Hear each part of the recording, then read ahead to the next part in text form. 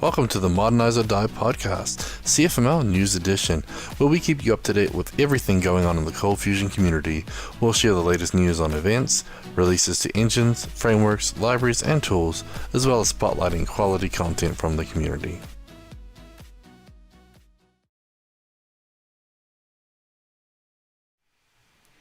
Welcome to Modernize or Die CFML News Edition. We're the big head setup today. Welcome back. It's July 28th, episode 63 of the news. Man, we got a lot of these things. It's like we're at the children's table. You know, the table's up to here. We're like, hello. Yep, but sad for you guys, but we're here. Okay, so July 28th. We've got some good news out there today, but first let's thank our sponsors, Ortus Solutions. So you can get live training from the makers of your favorite box product. CFcasts is going well. We've still got a lot of free and paid content being delivered every week, and we'll tell you a little more about that later. But that's CFcasts.com. And we have more workshops to be announced in August, since we just had our Zero to Hero and our Hero to Superhero in July. So more coming at you in August here. But we also want to thank our Patreon supporters. We're up to 63% funded now for our podcast. That's pretty cool. That's amazing. Yeah, we had some new ones that Eric and I announced last week. Yep, and so a couple of them are even stepped up and paid some big dollar amounts, so that really helps get us to that funding point. So right now, Patreon is paying for about 63% of our podcast production costs. And so if you love our podcast, hopefully you guys can consider chipping in as well. So, and if you hate us a bunch, just donate so much that we quit and just go on permanent vacation because we have all this money. Yeah, good plan. So you can find out more at patreon.com/autosolutions. Okay, let's get into the news. So today, or not today, I guess this last week, we announced that ColdBox has turned 14. I feel like we should sing. Dun, dun, dun, dun. Or will YouTube monetize our video because that's a copyrighted song if we sing it? Possibly. But you know how YouTube is. Yeah, so I guess the first release was in June of 2006, but Luis actually started working on it before then, right? In 2005, he was doing some stuff. I believe so, yeah. ColdBox was sort of an internal framework that was used at Luis's job. I think the original name was Textus, which meant like to weave stuff together. I believe it was the Sandals and Beaches Resort. And then it kind of went through a few different iterations before it came the open source test box. So cool. So way back in 2006 was first officially released, and 14 years old and still going. We haven't moved on yet. We just keep building bigger and better, or smaller and better even, with a new modularized setup. So we have some other announcements too. So Quick version 4 was released. So a few breaking changes in there, which means that's why it got bumped to a major version. Don't worry, don't freak out too much. There's not that many changes to worry about. There are some other good changes in there as well, looking at dynamically adding relationship counts, etc. But Eric is really good with his modules, so he's got a What's New section, a migration guide, and then we have a link to ForgeBox to actually find out more about Quick. And so those migration guides are really helpful just to see what you have to actually do, because a lot of these major updates, 99% of you won't even have to make any changes. So don't be too scared, as Eric says.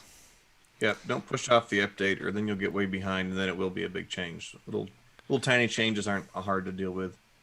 Yep. And with Quick version 4, we also have QB version 8 released.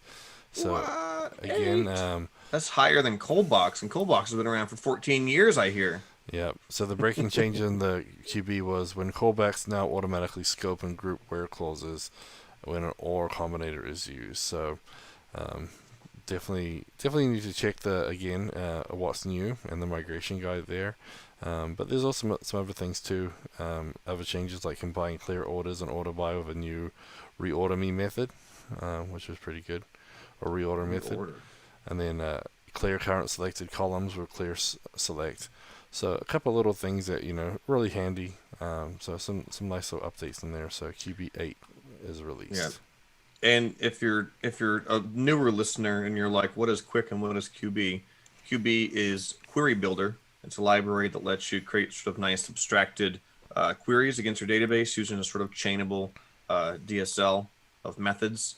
It's basically a wrapper for query execute, but it gives you some abstractions above different database types, and it has some really nice helpers just to create a really readable language in a script format.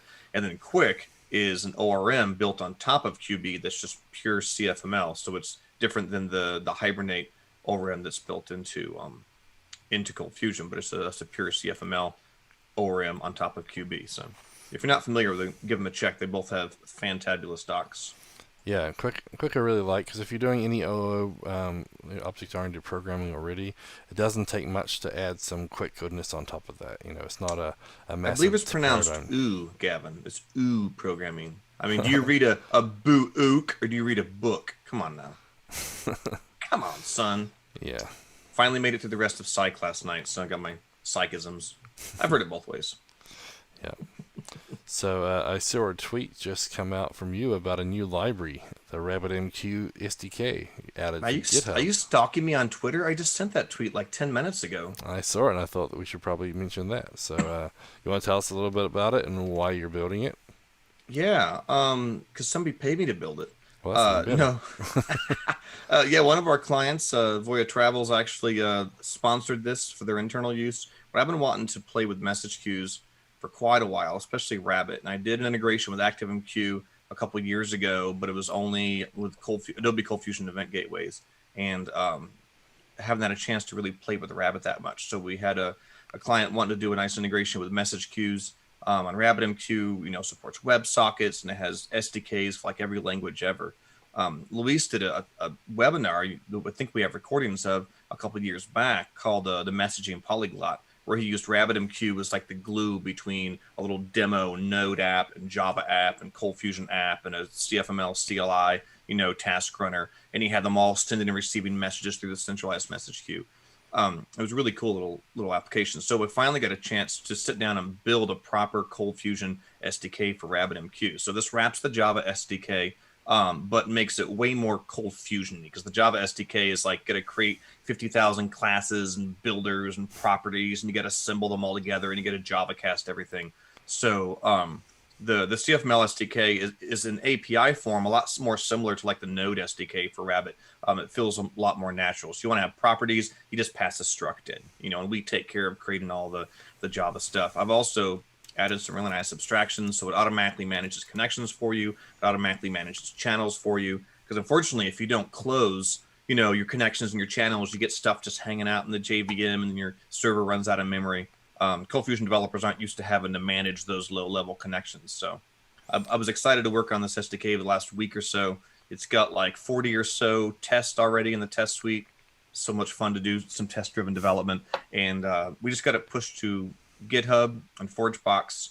The docs are right there in the README. So if you're playing with Rabbit, go ahead and give it a look-see. We're all excited about it. So very cool. Yeah, I've always wanted to dive deeper into it. But like you say, without having the ColdFusion version of the SDK, it's a little more work. So. Oh yeah, it's super fast though. I was able to send and receive like 4,000 messages a second through it. Dang. It's just crazy fast, which of course is like about 3,999 more than I'll probably need for any of my uses right now. So it's definitely a super fast thing. Now, John in the chat was asking, does it containerize well? I assume you're asking about Rabbit itself, and yes, I actually just installed Rabbit on our client's Docker Swarm, which it doesn't really matter that it's Swarm. It could be Kubernetes, it could be anything. There's an official RabbitMQ container that pretty much kind of just works out of the box. You can set up some of the plugins you want it to use, like the management plugin is amazing, nice little web interface. You can set the default username and password in the ports.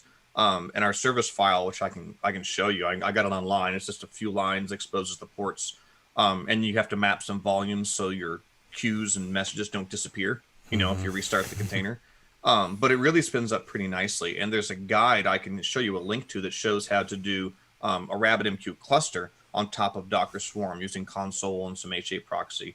So, it does work well. And like I said, we already have it running on my client's Docker Swarm, and we're about to start plugging into it. So I was very pleased with that, because it definitely makes it easier. I spent like an hour and a half just upgrading my local RabbitMQ installation on Windows yesterday, because I had to like update Erlang, and I had to like find the right Rabbit, and I had the wrong plugins, and the Docker container was like just a couple lines, and it just deployed, and it was perfect. And I was like, oh, I should just use Docker locally.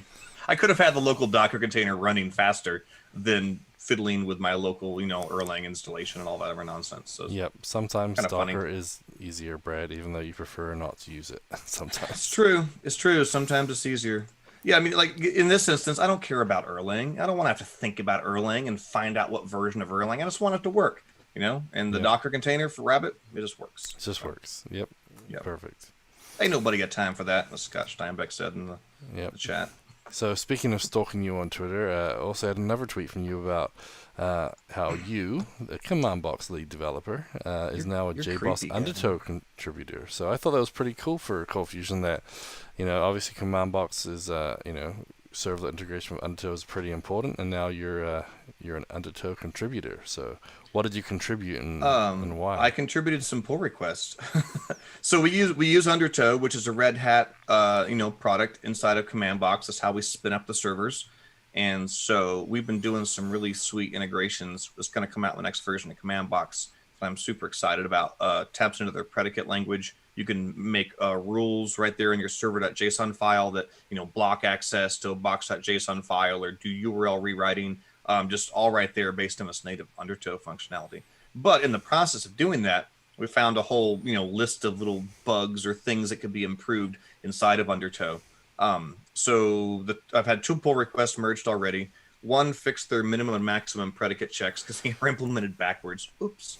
Yeah. And the other one, what did the other one fix? Oh, it added a new handler that lets you rewrite the requests better inside of the servlet. It's complicated to explain, but I've been on the mailing list just harassing the poop out of them. And then I just submitted a huge pull request that I've gotten one approval on, but it's not yet merged, that implements a whole bunch of logging. And Miguel at Ortus helped me work on this one. Because if we're going to tie this into CommandBox, I wanted to be able to have really good logging because I like the logging that Tucky rewrites gives us. So we went through and I think we touched like 120 files in the Undertow source code. But it's pretty exciting to be able to work with it. Obviously it's a major Java, project. And so getting some changes merged into the core source code is exciting. And the good news for all of us is that flows through as, features and benefits to CommandBox, since that's what we use for our servers. So yeah, very cool. That's why I was pretty excited to see that, because if you can contribute to the piece you're building on top of, just even better, right? Yep. Hopefully open source in action, people. Yep. Okay, well, cool. Let's keep us up to date on any other things flying that way too. Yep. So CFcasts, as we mentioned, every week we try and release new content, and we have some new content this week coming out for the ColdBox Masterclass. So some videos were released on layouts and view helpers in the ColdBox Masterclass. So that's more content, and again, we're adding more all the time. And if you go to cfcast.com/support, you can ask for what you want to see. I know that the box Slack chat is being busy, people asking about different videos or whatnot, and we've got a lot of different plans coming up. We're just trying to find the time and scheduling everything to be released, but we got lots of videos coming out here pretty soon, so keep an eye on that, and we'll try and keep you up to date every week on here as well. Sweet. All right, so there was a ColdFusion Meetup last week, right? Yep, Intro to Native Script with Alex Ziskin. So he said, web developers are people too, so you can feel better about yourselves. Maybe some of us. So that was on the ColdFusion Meetup is where that was. Looks like there's a YouTube link for the recording. Yep. So if you missed that, you can go check out the recording for it and find out that you are a people too. Yep, there's a lot of good stuff in there. The ColdFusion Meetup's been going strong, and I don't see any meetups scheduled for the next couple of weeks, but I did actually talk to Dan Wilson, who is basically putting together and trying to help Charlie get more speakers lined up, and so they've been working ahead, looking for more speakers, so they should have some more scheduled here pretty soon. So it sounds like they got a pretty full roster coming up here, so as we get more information about that, we'll let you know. But don't worry, if you want to see more webinars, we got more for you.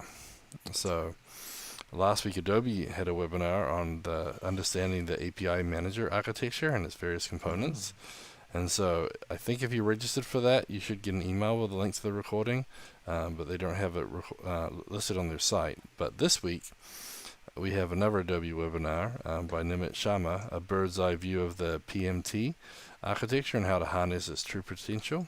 So that's a performance monitoring tool set. So it'll be pretty interesting to see how that works and get a deeper look at how it flows and compare it to Fusion Reactor, which we're more familiar with, but definitely a good webinar. And then this Friday we have another one. So Thursday we have one with Adobe, and then Friday we have one from Ortus. So Grant Copley, one of the new Ortus members, is going to be doing injecting dependencies with Wirebox. So this is something that a lot of people get intimidated by, but it's actually pretty easy to use once you learn a few key concepts, and that's what he's going to go over. Wirebox, like ColdBox, is completely configurable, and you can do a lot of amazing things, but 99% of what you do, you probably never have to touch a configuration file. If you drop files in the right place, you can use them, use simple injection and make your apps more powerful. So it's true. And that's the nice thing, the kind of convention over configuration. A lot of Wirebox, you just have your CFCs in the right place, and it just kind of works without having to tweak it that much. And that's what I like about it. So basically, with all these webinars, what we're trying to tell you is you're not going to get anything done. You didn't get anything done last week, and you're not going to get anything done next week. This is going to be webinars back to back. Yep, that's all exactly. we're doing. And I know that the online meetup with Charlie is going to have a lot more coming soon too. So don't worry, plenty of good content coming your way. Mm-hmm. So speaking of good content, we also have some conferences coming up, and our first thing on the list is one I just heard about today. Matt Clemente actually mentioned in the CFML Slack that jconf.dev is going to be September 30th, 9 a.m. to 4 p.m. Central, and it's going to be online and I believe free. And if you're one of the first 500 in the US to register, you get an awesome swag box as well. So jconf.dev is the website address. jconf.dev. So at least go sign up for some swag, even if you're not going to go. But I highly recommend it. It sounds like a good conference with some good content, and yeah, definitely think it should be. 4 tracks with experts from our global Java and cloud community. Yeah, so it's pretty interesting. So I definitely think it's going to be on my little list of things to do. I mean, they've got almost 30 sessions, and it's free. And looks like it was going to be in Chicago. Yep. But then they changed it to be online. Just scrolling through their speakers here. Yeah. I recognize that guy. So I recognize a few of them. Matt Rabel with the looks like a Catch Base t-shirt. No, Okta. Yeah, I've seen him somewhere. Yep. Yeah, some good names in here. Yep. So if you want to check it out, the swag box. Venkat's on it. One of Luis's favorite speakers and mine. The Art of Simplicity. Anything you can listen to from Venkat. He's a Java author and speaker and developer, is always just fun. He's a great speaker. So it sounds like they have a good lineup if they have the ilk of Venkat in their star-studded cast. Well, I was thinking Luis might like this session. I don't always test my streams, but when I do it in production. Oh my gosh! So is this a paid conference? This is free now because it's going online. They're doing it for free, and so if you how do they make register money? soon, you can get a bunch of swag. So I assume they have sponsors, and that's how they're paying for it. But yeah, so it is a Java conference, not a JavaScript conference, just for those. But yeah, it might be. Otherwise, it'd be JS Conf, obviously. Yeah, obviously. So definitely check that out. So following up on that, we have Into the Box 2020 workshop. So we didn't do workshops before the actual conference, so we've been spreading them out. So we had a couple of Zero to Heroes, and last week Luis did the ColdBox Hero to Superhero, and I think they had about 8 or 10 people there, so a good turnout. Everybody enjoyed it. I think a few people from the chat are actually in there. I think John was in there. I think Gary Knight might have been in there. Yep, I think Gary Knight was too. So yeah, a few people from the chat. So hope they enjoyed it. Give us some feedback. Let us know what we can do better and what you enjoyed the most about it. But we're also finalizing a couple of workshops in August. So I know that you're going to be doing CommandBox Zero to Hero. Yeah. One. and we're still finalizing dates, but that's looking for later in August. And then we're seeing if John Coulson has time to do the CFML containers. So I know a lot of people have been asking about that. So those are the two we're penciling in for August. It'll be the same approach as the previous workshop. So we usually break it up over 2 days, 6 hours a day, 3-hour blocks. And then we'll be announcing that, and pricing will be available soon on autosolutions.com/events. So 2 days is a nice amount of time because you can really dig in and get some deep dive stuff. But it's still not a super long commitment. So I like 2-day workshops. 1 days are fun, but it's really hard to like get too deep into anything in just 1 day because it's over so fast. So the CommandBox one should be fun. I think we're talking about focusing a lot on the server management, since I think that's one of the big usages for that. So servers, Docker containers, deployments, all that stuff is going to be part of what we're covering in mine. very cool. Yeah, I mean, it sounds like a good workshop, and there's always something to learn. There's so many things in CommandBox that every time you do a new video, I learn something too. So there's always something else to learn, even if you use it every day. A lot of people use it every day for just starting up their servers, and that's it. But there's a lot more. Well, yeah, you're right. I mean, I run into people that say I use CommandBox, but all I ever type is, server start and server stop. And if that's the value they get out of it, like, that's awesome. But then I'm also thinking like, oh my gosh, there's like so much you're not using. But, not everybody has all the needs for it. But that's why we have these workshops to talk about it and dig into it. Yep, for sure. And then remember, we have a podcast 10 coupon code for 10% off.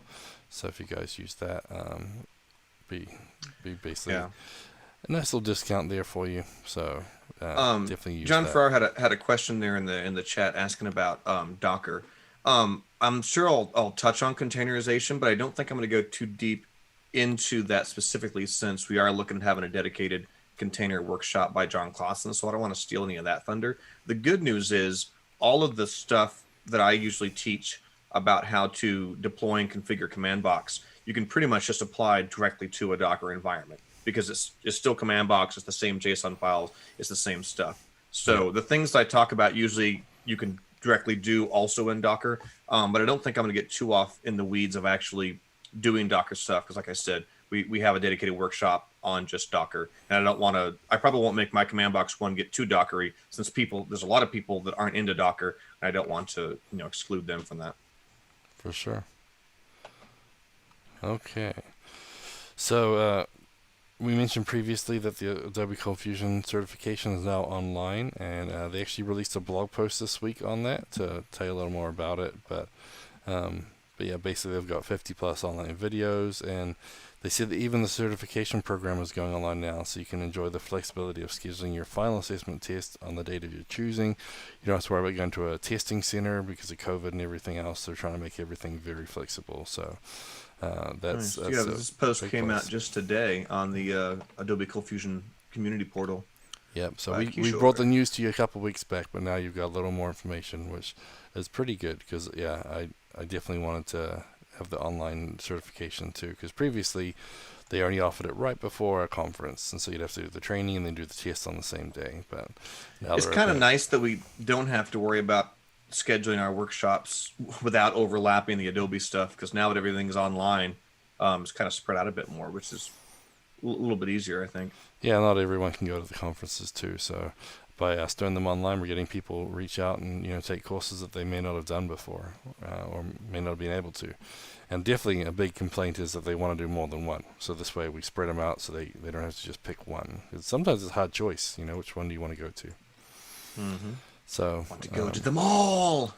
Yep. So definitely check that out if you guys are looking for a certification from Adobe.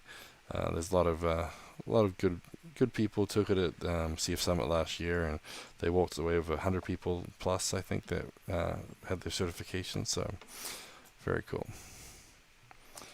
Okay, and then also WCF Summit 2020, the call for speakers is out. I think you guys. I was just looking. Is there a deadline on that? Because the form doesn't actually say. No, I know they're still trying to sum up dates. I've reached out to Alicia and Kishore via email, and they said they'll give me information as soon as they have it. They're still deciding, trying to get everything worked.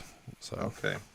See, I rely on that deadline for the speaker submission because I'm a procrastinator, and I put that deadline in my calendar, and it's like, oh yeah, I got to do it. It's coming up this week. Without the deadline, I'll never do it. I need the what's that TED talk? The chaos monkey and the Oh yeah. procrastination monster or something. I need that, or I don't get anything done. Yep, for sure. So, again, we'll find out a little more. We'll let you know. And they even mentioned maybe even coming on the podcast to give us a little more information about that. So that's nice of them. So Panic monster. Thank you, Scott. It's the panic monster that makes procrastinators actually get stuff done. yep, we need a few more of those around sometimes. Okay, let's get to the blogs, tweets, and videos of the week. And so the first one we have is another one in the awesome series from Brian Class on Beyond the Basics using AWS S3 and CFML. And this one is the why and how of adding tags to your files. And so, again, S3 does way more than most people think. But, yeah, it's definitely a thing you want to look at. So tags are metadata like key value pairs. So you can apply to anything in AWS. A lot of times people use them for cost allocation tags, but you can also do different things for departments, environments, etc. And so basically it's just a way to tag your files and then find out some of the ways you can actually use them. So it's pretty easy with the the SDK. Pretty simple to get the file tag set up. Does our Ortus one provide tagging? I don't even know.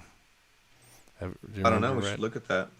It's the last time I used the Ortus S3 SDK library, I didn't need to use tags, so I hadn't messed with it. Yeah, I was just thinking the same thing. So this blog post here is suggesting that if you had a bunch of files on S3 and you tagged them with which departments use that file, that you would be able to somehow report then on those tags and figure out like what part of your cost was coming from which department. Is that what it's saying? Yeah. So with the tags, you can run reports, and so cost reports you can filter by tags. You can filter by environment. That's actually pretty handy. Yeah, and you can use them for a lot of different things. Tags are sort of a generic thing inside of AWS, and you can break things down a lot of different ways.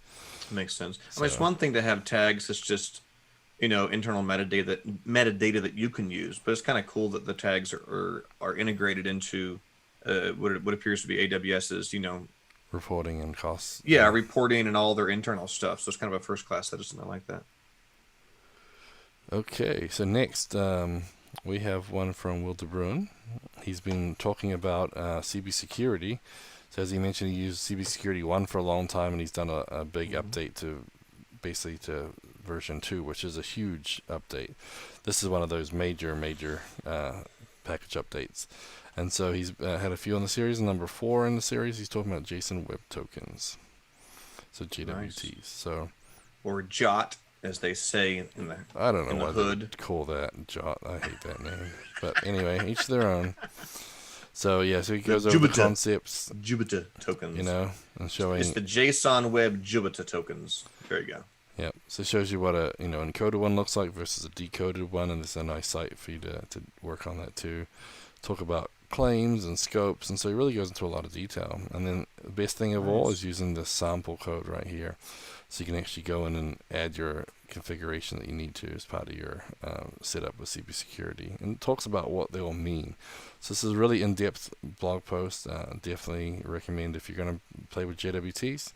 Definitely read this. It's a really nice breakdown, and his other posts in the series have been really good too. So highly recommend that. That's super involved, yeah.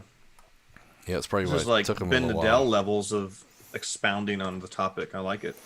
Yep. So speaking of Ben Nadell, he's up next. So this one was actually a really interesting one.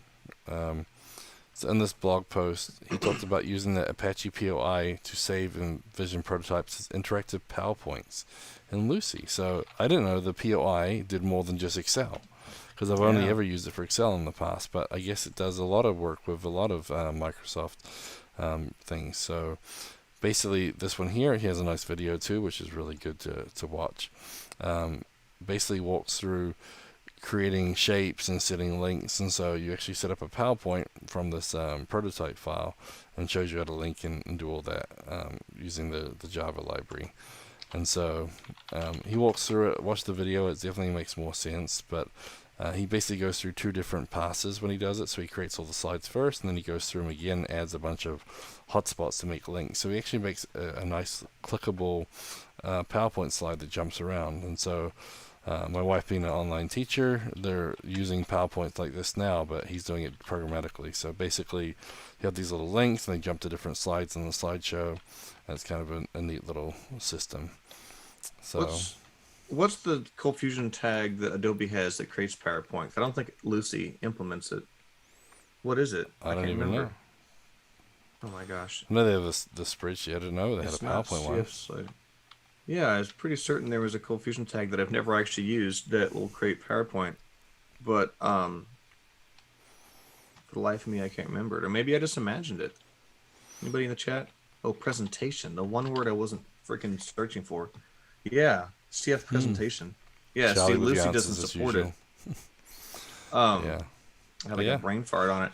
Because I was thinking, Ben jumped from ColdFusion 10, and I was thinking this was introduced in Adobe ColdFusion later on. I could be wrong, though. It's been so long since it came out. But yeah, Lucy never supported the CF presentation. I don't think anybody's ever even made an extension for it, probably because nobody ever really uses it.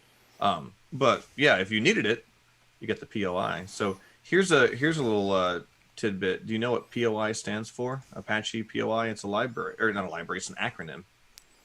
Nope, CF8. Holy cow! So it has been around for a long time.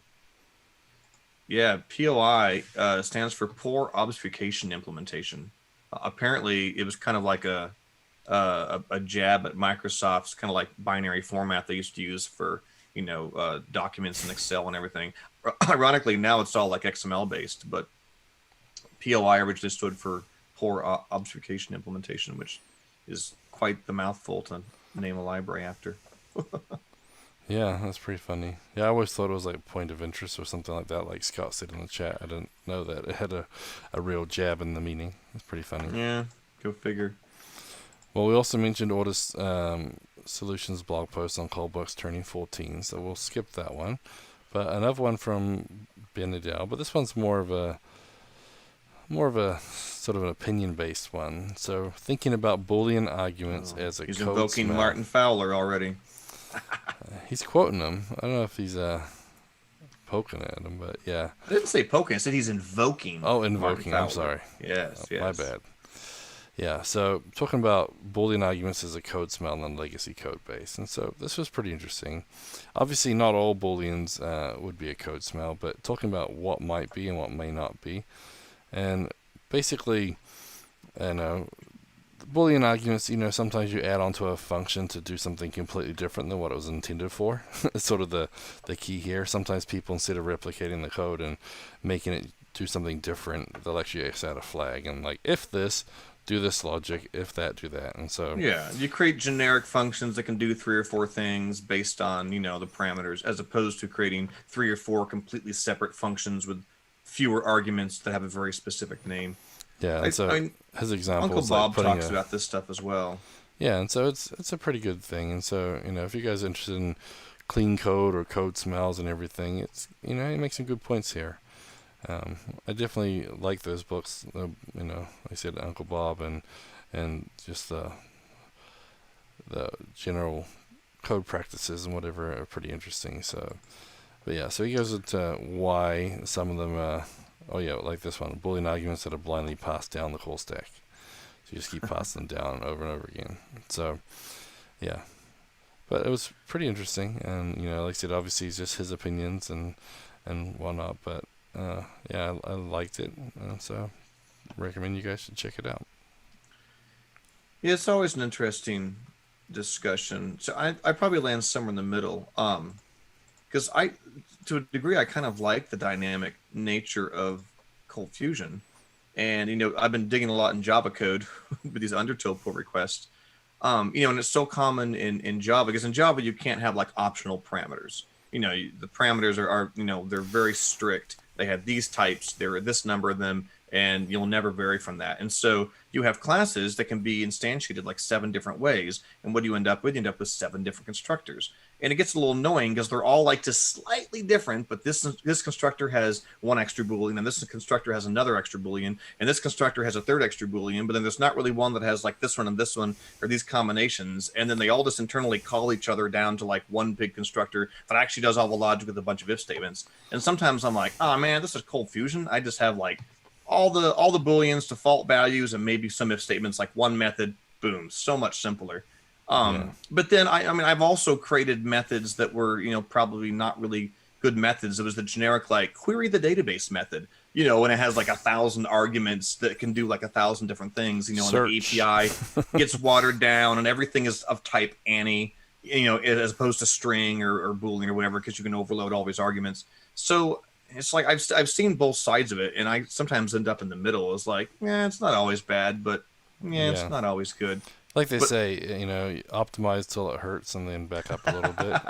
But these are great discussions to sit around and have with your coworkers. Is like, hey, how, because I've seen guides that say, functions should never have more than, say, 15 lines of code. I think Uncle Bob may have said that one. Or you should never have more than 3 arguments to a method.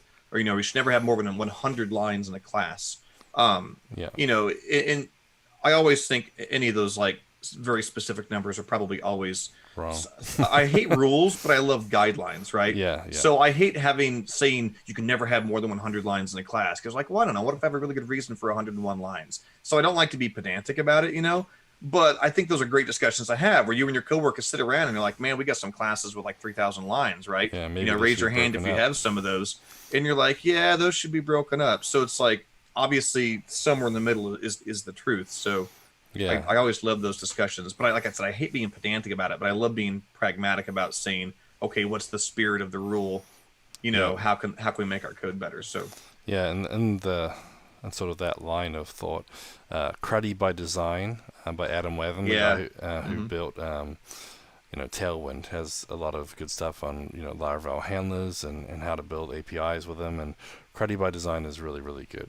You should definitely check that out. And that's sort of like how to deal with handlers specifically, but you can think about it the same way with a lot of your objects and your class files too.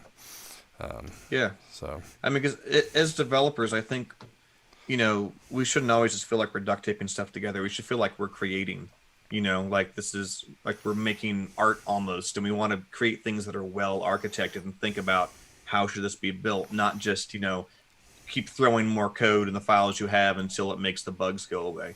Yeah, exactly. I mean, you have to read it and you have to maintain it. And so if you have, a user service, or you have like a user and a user security and user permissions and a user groups and user roles, like then you know exactly where to find the function you're looking for, right? Because if you're looking for a user role function, it's in that file. It's not under user and one of the 15,000 functions you have. So, yeah. Yep. Definitely. Good conversation. So thanks, Ben, for getting me all fired up about code architecture or craftsmanship.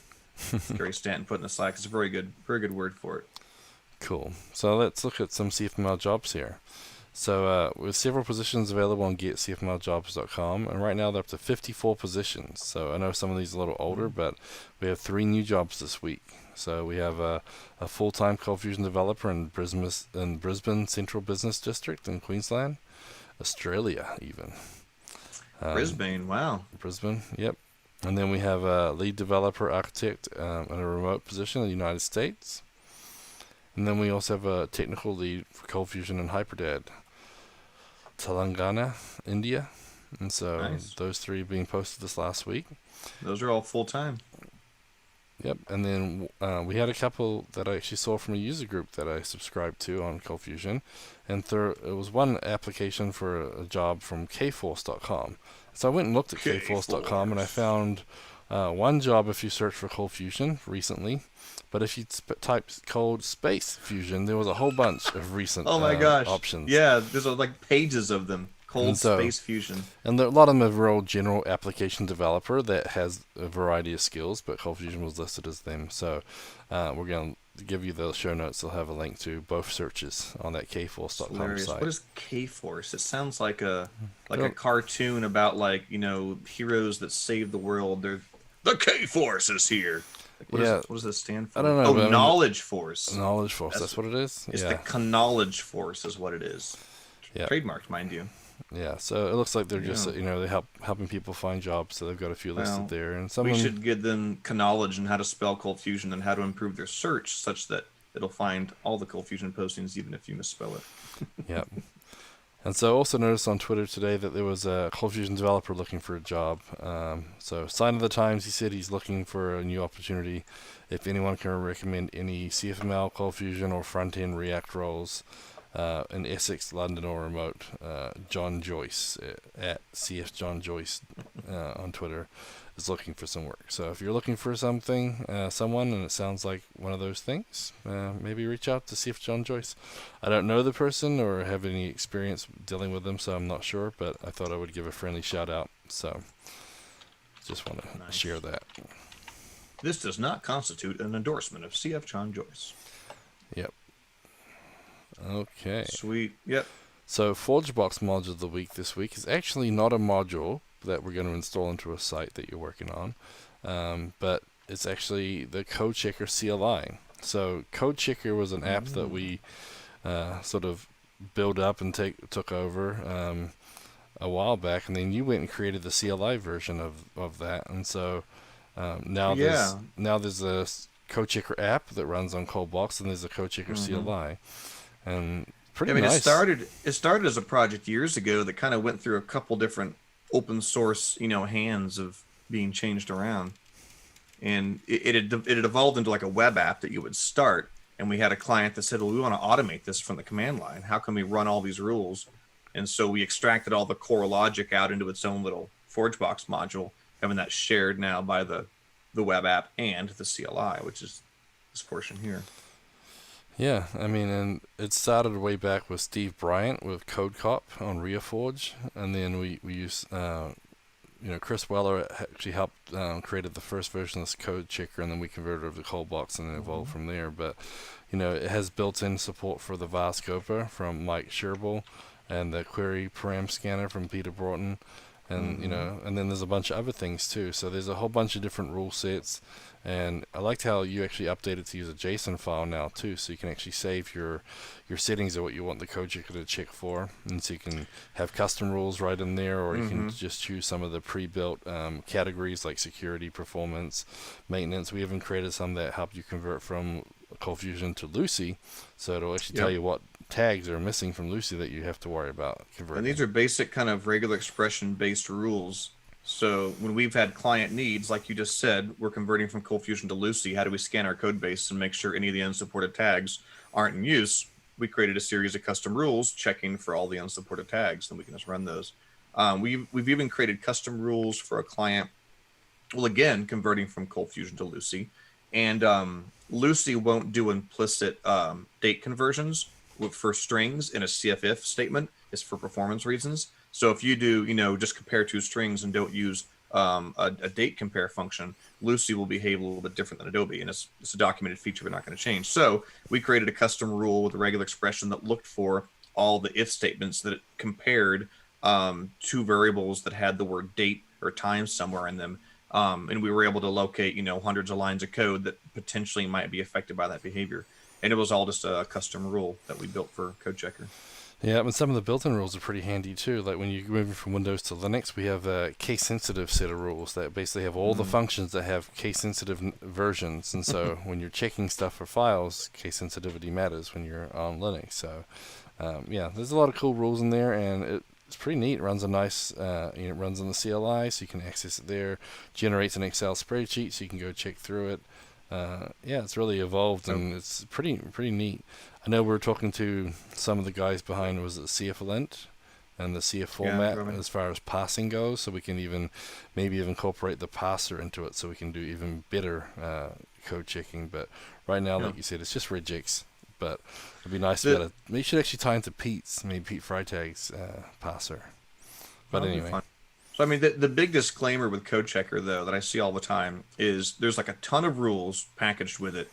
And if you don't like the rules, don't use them, right? Like you can just enable and disable different categories, because there's a lot of kind of opinion-based rules in there, like, don't use is, use EQ, or, don't use this, use that. And so I see a lot of people, they pick up Code Checker and like run it against their app, and they'll get just like thousands of hits that come back, and they're like, really, do I have to not use this function? And the answer is, you can use it if you want. That's just one of the rules that somebody wanted at some point in time. But like, don't think any of the rules in there are like hard, like facts. Like you can never use CF execute, but if you are using it, at least make sure that it's being used safely. So a lot of people kind of think it's like gospel truth, but there's tons of rules in there that are more like, hey, here's a CF directory tag, pay attention to it, make sure there's no path traversals. As long as it's safe, you're fine, nothing to worry about. But people, they see all the rules sometimes, they're like, oh my gosh, I didn't know I couldn't use CF directory. Well, that's not what it's saying. It's saying these are things that we've highlighted for security purposes for people to review. Yeah, I mean, to be honest, we actually use this for a client that thought they might have been hacked, and so we're looking for all the Java Java occurrences and CF executes to make sure that something hadn't been injected that shouldn't be there. Yeah, we were scanning a code base that couldn't be trusted. They were afraid malicious code could have been injected into their code base without them knowing it. And so we wanted to know every use of, CFHTP and CF directory and CF execute. Absolutely. Yeah. Just depends on your use cases. That's why the rules are all in categories, and you can turn them on and off based on what you care about. Yeah, a lot of times what I'll do is I'll spit them out, I'll do all the VAS scoping stuff first, and then I'll do all the query params, and I'll just attack the thing bit by bit. And then you can run the best practices and just see, what does Ortus's best practices look like? And I'm not even sure if we've updated them for the new ones, to be honest. Probably been a little while. But yeah. If you do the Excel export, you get a different tab in the Excel document for each category, which is a great way to kind of break it down. Then you can take that Excel document, you can go through, delete the ones you don't care about, highlight the ones you want to fix. Makes it a lot easier. Yep, has the line numbers and the file names and everything to make it easy for you. So it actually pulls in the line of code now into the Excel document. So it'll show you the line of code, and that way you can just scan down the Excel spreadsheet. The CLI output has the lines of code as well. In fact, I even added some basic formatting. But if you have 10,000 results, that's too much to deal with in the CLI. So you can just open up the Excel export. You can eyeball the rules, eyeball the line of code that was matched, and say, oh yeah, that one's fine, or ooh, yeah, we should look at that. Makes it a little bit easier. Yeah. Otherwise, you're cross-referencing back and forth your editor, and it's a lot slower. Yep. So pretty cool little tool. Again, we use it a lot, and I know George Murphy actually has presented on it at like CF Summit before and everything, because they're using it with government, and I mean they can use you can set up a whole bunch of STIG rules and security rules and everything and run those too. So George actually built the Excel export feature on Code Checker. Very cool. He contributed that. Yeah, I mean, I remember he helped way back in the day. We've had quite a few people working on it over time, and it's built up to a nice little tool. So, and I was surprised we hadn't even mentioned that one yet. So that's the power of open source. Yep, your ForgeBox module of the week. Pretty cool little CLI tool. Okay. So what do you got for VS Code? I'm seeing some VS Code in the chat. VSCode Love in the chat today. People talking about wanting to see videos and stuff on it. Yep, and that's one of the ones that I'm working on. Give us some VS Code Love. So VS Code one today is a debugger from Chrome by Microsoft. So 7 million installs. And basically what it allows you to do is live debug straight into VS Code if you're targeting Chrome. So a lot of people use the Chrome dev tools, and it works pretty neat, and you can put breakpoints and debuggers in your app, but you can do it straight inside of VS Code. So this little plugin allows you to do that. And you get all the stack trace and everything right in there. And yeah, it works pretty neat. So it's definitely nice the way it jumps around the code, follows you. So I really enjoyed working with this, and I've just started using the Chrome dev tools a little more, but this looks pretty neat. So you can do breakpoints, including source files where source maps are enabled, stepping, including the buttons on the Chrome page. You got the locals pane, debugging eval scripts, script tags, and scripts that you added dynamically, and you can do watches and consoles too. So there are a few things that aren't supported right now, but it looks pretty easy to get set up. So how does it talk back and forth with Chrome? Is there like a Chrome extension that's sending information to VS Code, or is it? I was reading somewhere in here they had it. They have a port open, a remote debugging port. Oh, other targets that support the Chrome DevTools protocol. Yeah. So apparently it's actually something built into Chrome's DevTools that they're tapping into. Yep, and because It allows for tools. The Chrome Dev Tools protocol allows for tools to instrument, inspect, and debug and profile Chromium, Chrome, and other Blink-based browsers. Well, there you go. Yeah, it works pretty nice. I mean, I've used the Chrome debugger for debugging electronic apps and and Android apps and everything through USB, and that works pretty nice too. But I do like the way it just all works together. And so again, Chrome Dev Tools is pretty great, but having it right inside of VS Code sounds pretty appealing too. So yeah, definitely should think about checking that one out.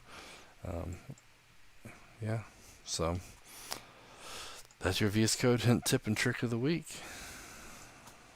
I think that's it.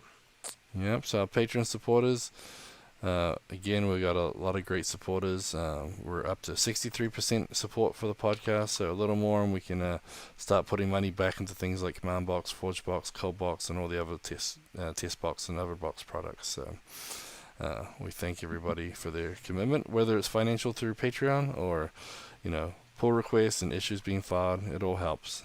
We definitely appreciate all of you. But special thanks out to our Patreon supporters. So I think it's my turn, so I'll run through Have them at here. it. So thank you, Ben Adele, Brett DeLine, Carl von Stenton, Charlie Earhart, Dali, Dan Card, Daniel Garcia, David Bellinger, Tadia Lesnicki, Don Bellamy, Eric Hoffman, Gary Knight, Giancarlo Gomez, John Yannick, Jason Dager, Jeff McCain, Jeremy Adams, Jordan Clark, Joseph Lamory, Kai Koenig, Laxman Terahadi, Mario Rodriguez, Matthew Clemente, Mingo Hagen, Ryan Hughes, Scott Steinbeck, Sean Oden, Stephen Klotz, Symmetrics, and Yogesh Mathur.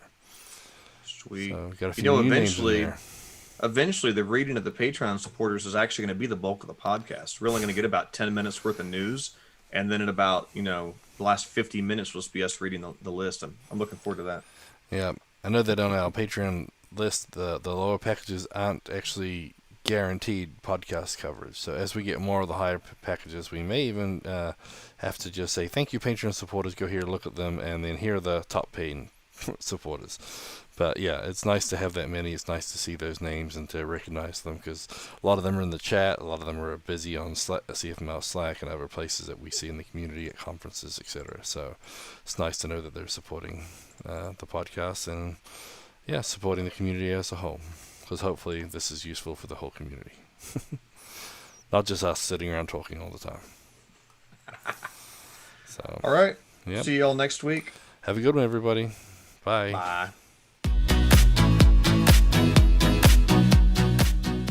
Show notes for this episode can be found at cfmlnews.modernize.io, where you can also subscribe to your favorite podcast player like Spotify or iTunes. We also have the link to YouTube to find more videos just like this. The music used in this podcast is under a royalty-free license from Sound.com and Blue Tree Audio.